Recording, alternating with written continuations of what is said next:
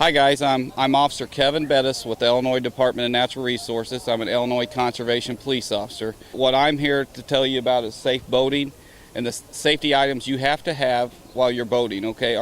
How old are you, sir? 13. You're 13.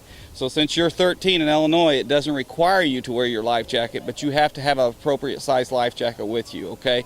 Anybody under the age of 13 has to wear their life jacket while they're operating a watercraft. And, in Illinois, in addition to having the appropriate size life jacket and wearing it under the age of 13, you also have to have a Type 4 throwable device for watercraft 16 feet and over. This is used to toss to somebody who may have fallen overboard or in an instance of a rescue situation. Now, it's important if it gets tossed to you, you do not put this on your back like it's a wearable life jacket.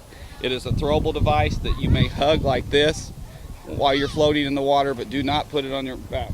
In addition, since you're 13 years of age, in Illinois, anybody 10 to 12 years of age may operate a watercraft, a motorboat, with their parent or guardian, okay?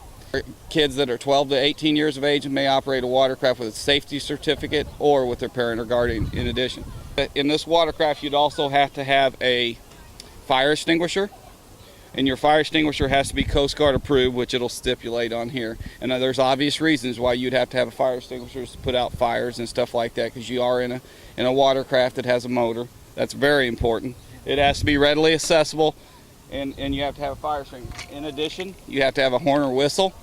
Now, this is used in two different ways. For distress, just like a lifeguard uses, to tell somebody you're there, or if say somebody gets injured in a boat and your boat's not working, you can just blow it and somebody may hear you, or hopefully hear you, and come to your assistance. In addition, on the watercraft, you also have called a lanyard, okay? You have to be wearing these when you're on a watercraft. They come with all watercrafts now. They have to be worn, and it's an important safety aspect to watercraft. When you fall out, hopefully you never do, but if you fell out of a watercraft or you hit something that got thrown to the front of the watercraft, this thing would come out, okay? And you might say, well, what happens then? The motor totally dies on the watercraft, because what happens when you fall over in a boat, see how the tiller arm is pointed in one direction? It will always go one direction or the other. Then the watercraft will start turning in circles, and it'll just keep turning in circles until it makes a small enough circle in the middle. Then it'll bump out and it'll go the other direction. So it's very important, and it is a state law that you wear these. It's a good idea to have oars, as we have in this watercraft. Springfield requires having oars, I believe, as a requirement on Lake Springfield. Most lakes do. It's not a state requirement, but obviously if your watercraft breaks down and you don't have oars, you're going to be sitting for quite some time. You have to have a battery to run your lights, which most watercraft have lights that plug into the back of your boat here. And of course, you have a battery to run those lights and then run your motor and stuff like that.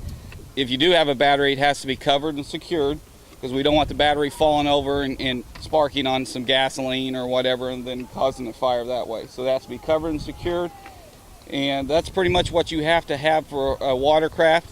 Obviously, we recommend boating education classes, and you're required in Illinois to do that to operate a watercraft. So when you guys go out with your parents, you just need to make sure they know you have to have a life jacket of appropriate size, and it has to be readily accessible, and it has to be Coast Guard approved, okay?